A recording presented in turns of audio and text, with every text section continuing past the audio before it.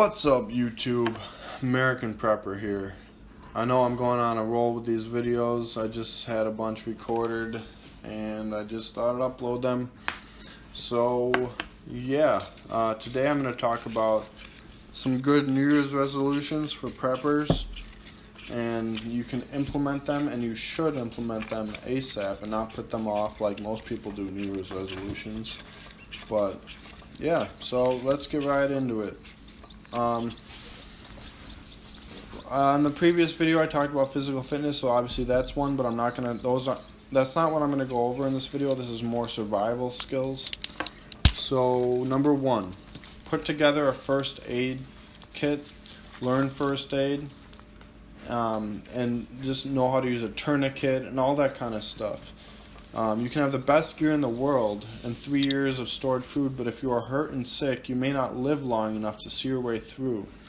Put together a first aid kit and know how to use it. Get a good book on survival medicine, and turn to it when various ailments come up in day-to-day life. Learn how to heal with herbs, essential oils, and put that knowledge into practice. Number two, learn to forage, fish, hunt, or all three. I would specifically focus on one.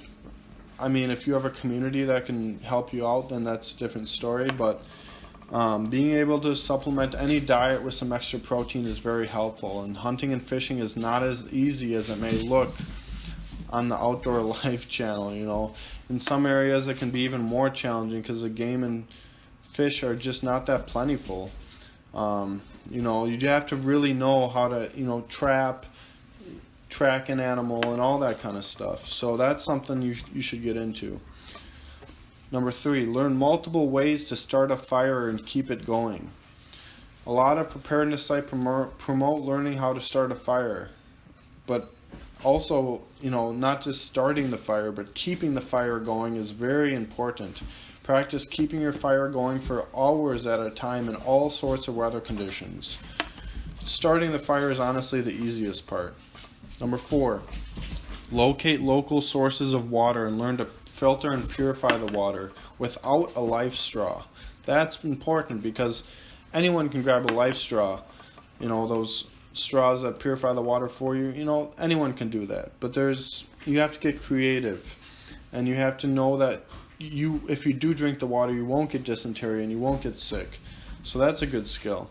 Number five, put together a sewing kit and become proficient at sewing and mending by hand. This is a kind of a lost skill, but I think it's important to, put together a sewing kit and learn how to sew. Number six, train yourself in self-defense weapons with your weapon of choice, whether it be firearms, knives, baton, tasers, martial arts, whatever you choose, be comfortable with it and your choice of weapon and how to use it and master it. Number seven, develop a survival mindset. Developing a survival mindset is very important in such a manner that prepping becomes a way of life without overcoming and overtaking your life and becoming so obsessed about it.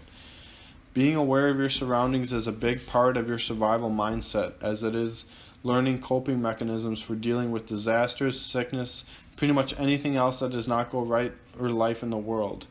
I try to maintain having a proper frame of mind, and that will pretty much help me when SHTF. Number eight, learn to shelter in place.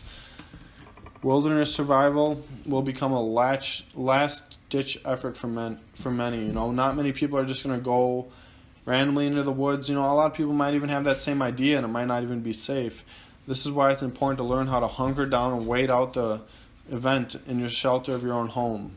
Learn how to board up your windows, seal your home, create a livable environment during a power outage, a winter power outage. Figure out these things when the times are good, so when they, and practice them, so when it does come up, you are well prepared.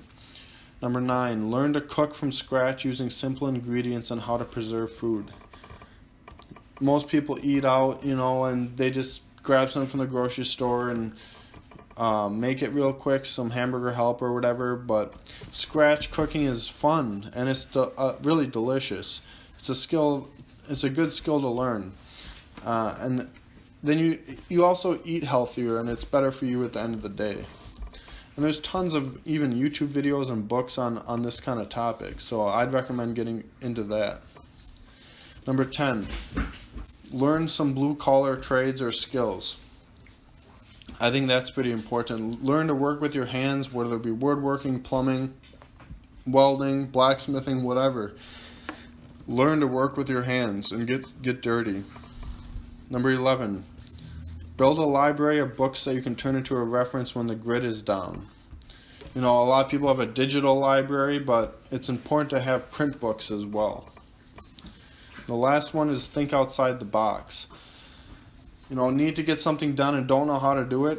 Barter skills with someone who does. This is why I emphasize on community. It's so important. Seek out uncommon uses for things you already own.